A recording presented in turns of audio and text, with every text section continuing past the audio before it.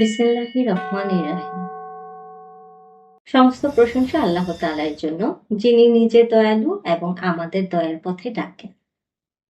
দুরূদ ও সালাম বর্ষিত হোক আমাদের প্রিয় নবী হযরত মুহাম্মদ সাল্লাল্লাহু আলাইহি ওয়াসাল্লাম এর উপর, যার দয়া ছুঁয়ে যেত মানুষ, প্রাণী সবাইকেই।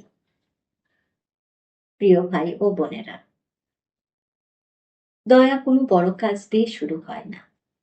দয়া শুরু হয় চোখের দৃষ্টিতে, কথার ভঙ্গিতে আর মনোভাবের নীরবতায়। রমজানে আমরা ক্ষুধার স্বাদ পাই, তাতে আমরা বুঝতে শিখি সব মানুষের জীবনে একরকম নয়।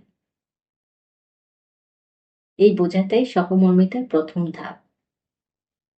সহমর্মিতা মানে দয়া দেখানো নয়, সহমর্মিতা মানে অন্যের জায়গায় নিজেকে একবার বসানো, তার ব্যথা বোঝার চেষ্টা করা, যদিও পুরোটা বোঝা সম্ভব নয়।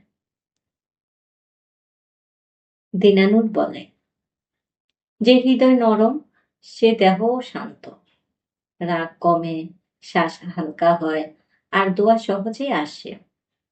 নিজেকে প্রশ্ন করুন, আমি কি মানুষের কষ্টে বিরক্ত হই নাকি ব্যথিত হই?